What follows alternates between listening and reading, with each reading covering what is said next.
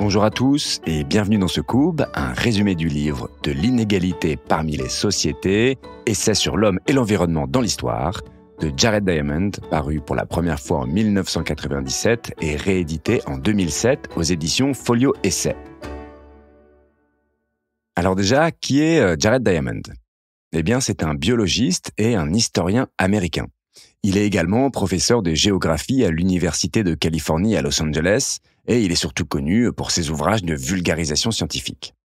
On le connaît notamment pour son ouvrage de l'inégalité parmi les sociétés, essai sur l'homme et l'environnement dans l'histoire, qui lui a valu le prix Pulitzer de l'essai en 1998. Dans cet essai, Diamond montre comment et surtout pourquoi l'Eurasie, un continent qui regroupe l'Asie, le Moyen-Orient et l'Afrique du Nord, a dominé l'histoire. En d'autres termes, il cherche à comprendre pourquoi l'Eurasie s'est-elle rapidement développée alors que d'autres continents comme l'Afrique ou les Amériques n'ont pas eu la même chance. La thèse de Jared Diamond, c'est que l'inégalité de développement entre les sociétés est liée aux différences de milieu et pas aux différences génétiques, comme certains peuvent l'avancer. Il est partisan de ce que les scientifiques appellent le déterminisme environnemental, un concept qui explique le développement des sociétés par des conditions environnementales, topographiques et écologiques favorables. En écoutant ce Cube, vous découvrirez ce qu'est le déterminisme environnemental et les hypothèses de Diamond pour expliquer l'essor de l'Eurasie à travers l'histoire. Dans ce Cube, 4 idées clés sont développées. Dans la première idée clé, on verra pourquoi le système alimentaire a été le nerf de la guerre des civilisations d'Eurasie et ce qui lui a permis de se développer. Dans la seconde idée clé, je vous parlerai des théories de Jared Diamond pour expliquer l'avantage de l'Eurasie en termes de connaissances et d'innovation.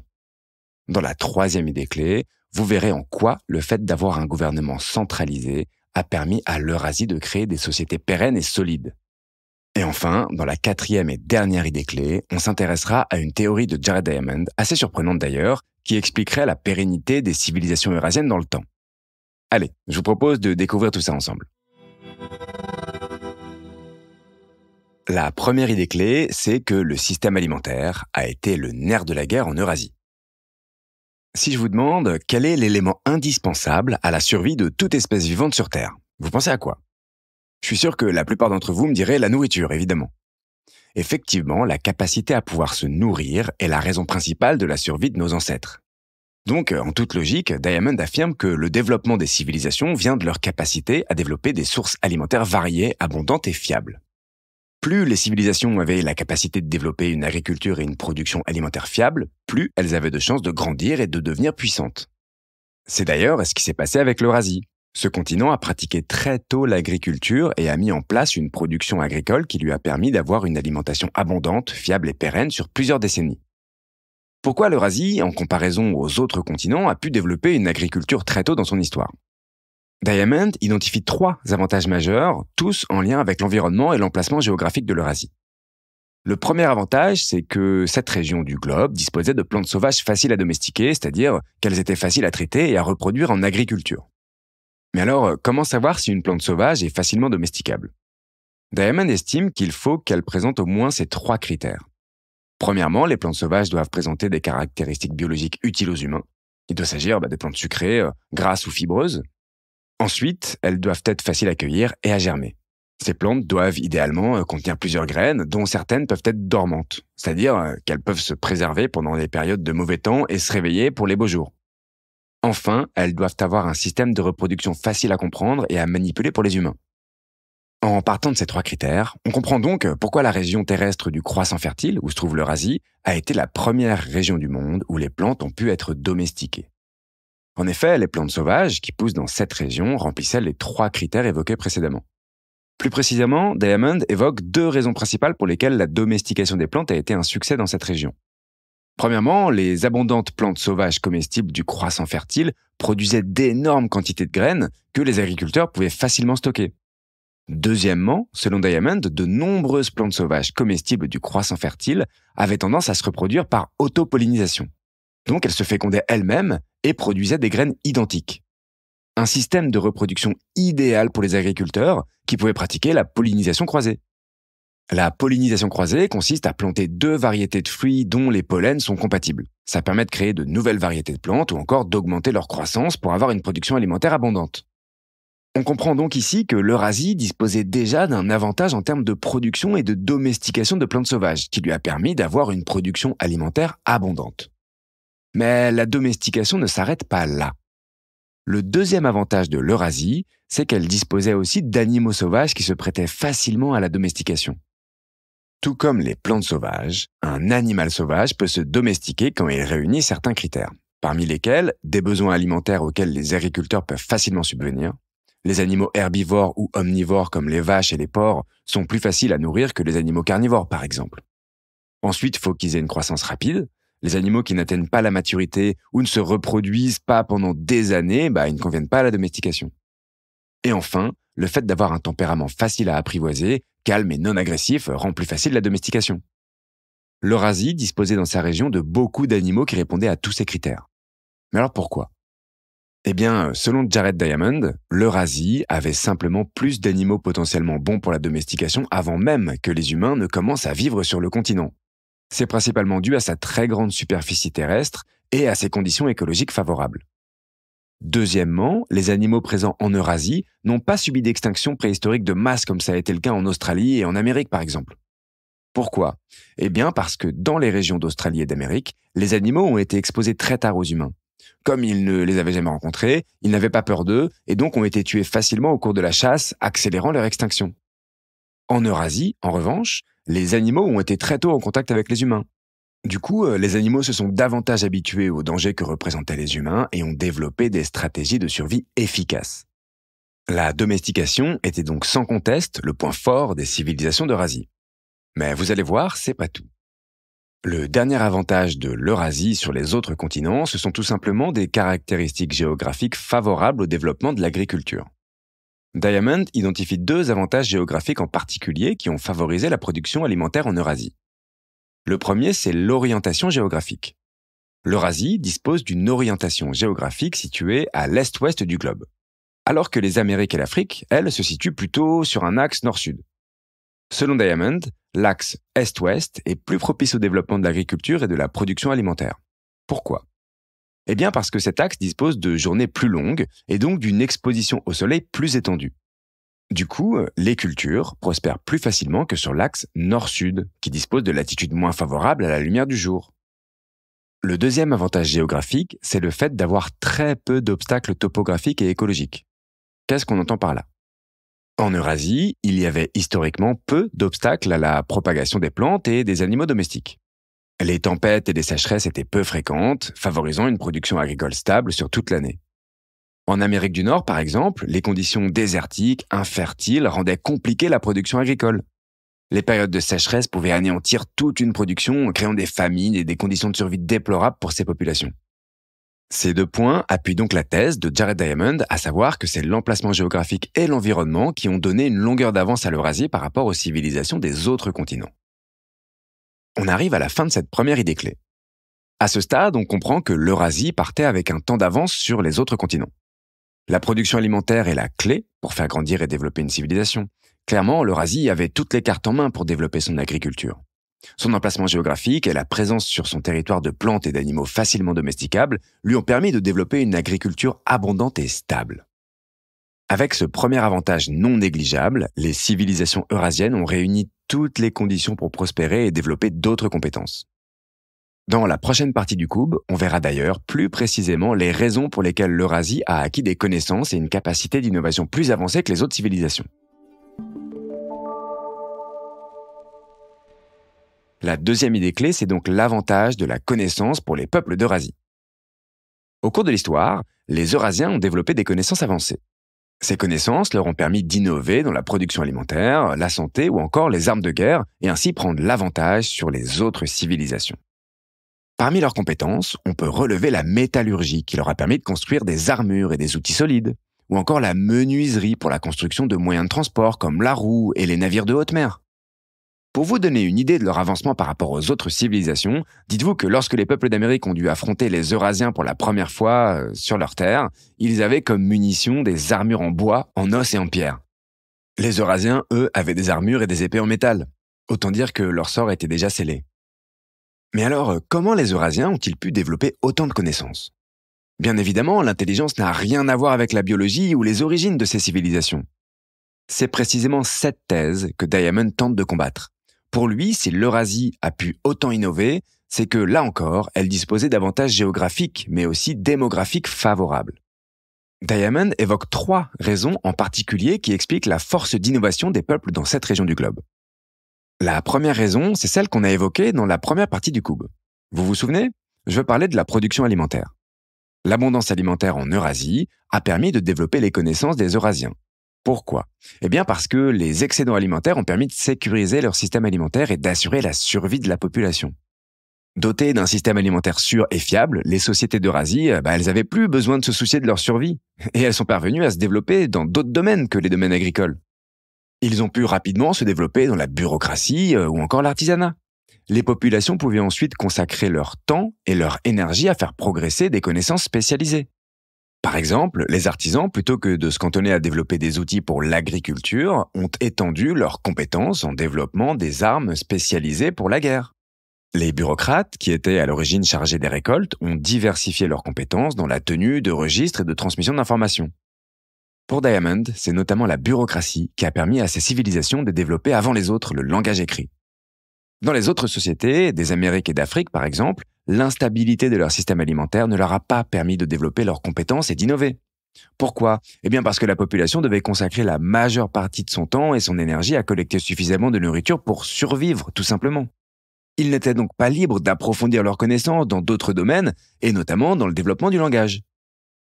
La deuxième raison qui explique pourquoi les civilisations eurasiennes ont été plus innovantes que les autres, c'est la taille de leur territoire et par conséquent la densité de leur population. On a vu que l'Eurasie a un emplacement géographique favorable à une meilleure production alimentaire. Mais il s'avère aussi qu'il s'agit d'un des plus grands continents du globe. L'Eurasie est plus grand de près de 21 millions de kilomètres carrés que le deuxième plus grand groupe de continents, l'Amérique du Nord et du Sud. Diamond affirme que l'Eurasie avait probablement la plus large population dans le passé. Logiquement, plus il y a de personnes, plus il y a d'idées et d'inventions qui se propagent dans la société. Ça nous amène d'ailleurs à la troisième et dernière raison pour laquelle l'Eurasie a été une force d'innovation bien avant les autres civilisations. On l'a vu, l'emplacement géographique de l'Eurasie a été bénéfique sur plusieurs niveaux. C'est aussi grâce à cet emplacement géographique sur l'axe est-ouest du globe que les informations et les innovations se sont propagées aussi facilement dans les différentes sociétés eurasiennes. L'axe est-ouest du globe était en effet suffisamment libre d'obstacles topographiques et écologiques, comme des zones désertiques ou cycloniques, pour permettre aux populations de se déplacer et de transmettre leurs connaissances à leurs compatriotes. Et au fur et à mesure que des groupes traversaient l'Eurasie pour s'y installer, ils apportaient avec eux des nouvelles idées et des nouvelles compétences. On voit donc bien que l'intelligence et la capacité d'innovation des peuples d'Eurasie tient surtout à leur environnement. Leur emplacement géographique a été un atout pour développer leurs compétences et pour prendre l'ascendant sur les autres peuples en termes d'invention et d'innovation. Nous voici à la fin de cette seconde idée clé.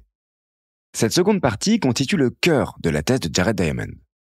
Pour lui, la force de l'Eurasie, que ce soit dans ses armes de guerre, la densité de sa population ou la fiabilité de son système alimentaire, tient en grande partie de son environnement. Son emplacement géographique étendu, libre d'obstacles propices au développement d'une alimentation abondante, lui a offert toutes les conditions pour développer ses compétences.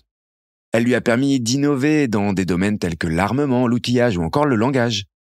De fil en aiguille, ces conditions favorables au développement de sa population ont amené l'Eurasie à s'organiser et à prendre l'avantage dans un autre domaine.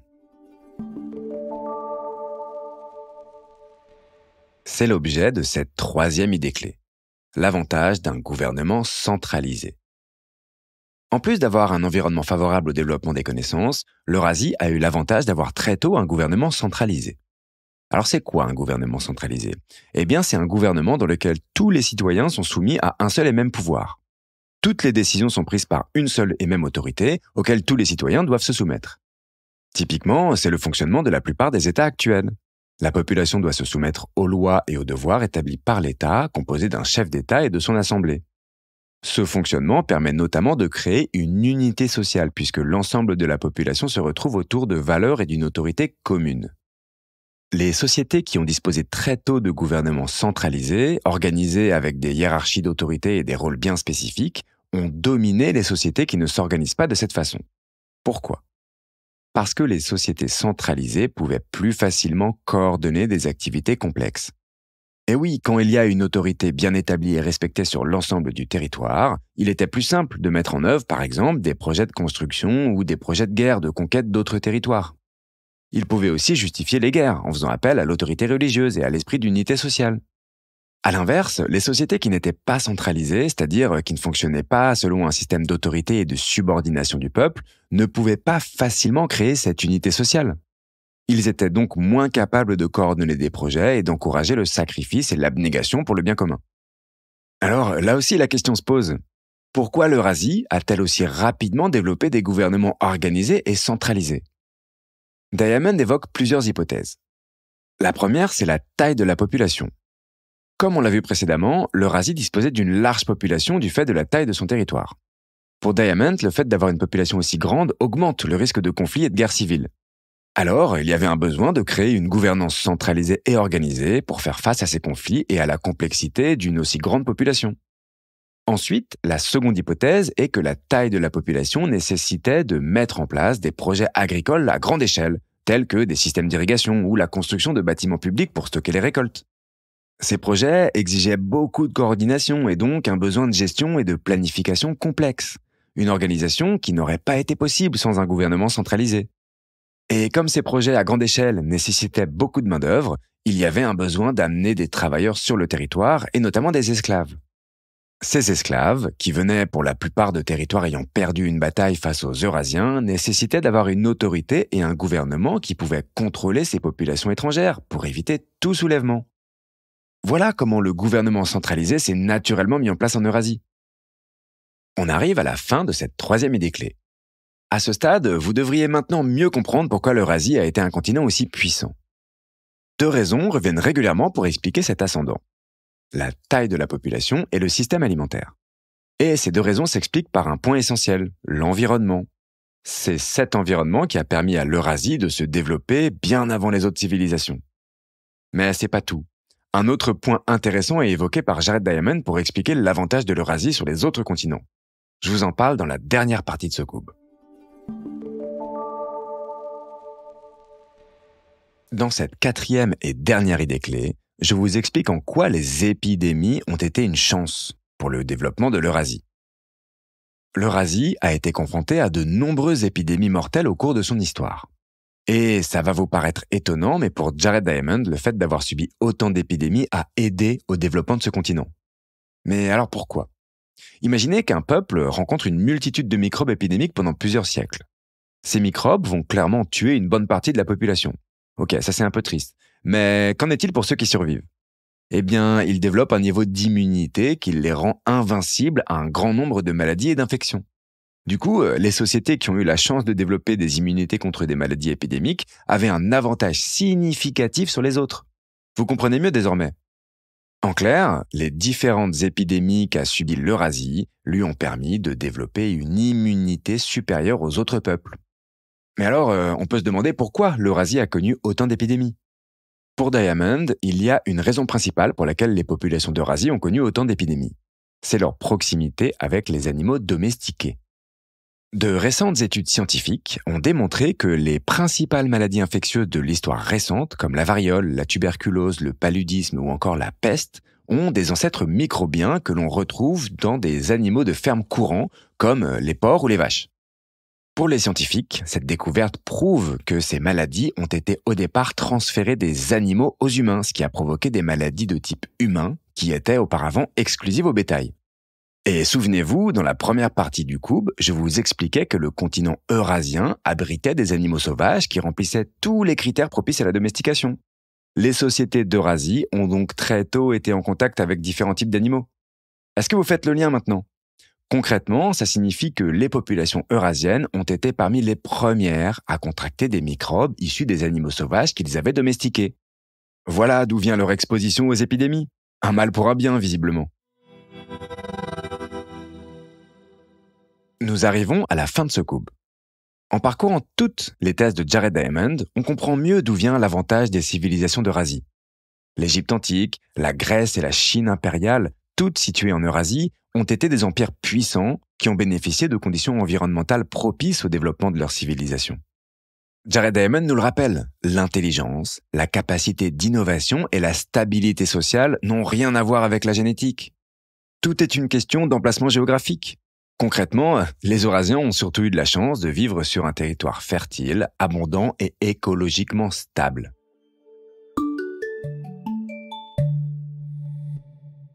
Ce qu'il faut retenir de ce couple, c'est que l'Eurasie est un continent situé sur un territoire aux conditions environnementales favorables au développement d'une civilisation. Premièrement, son emplacement géographique, qu'on appelle notamment le croissant fertile, il lui a permis de développer un système alimentaire fiable.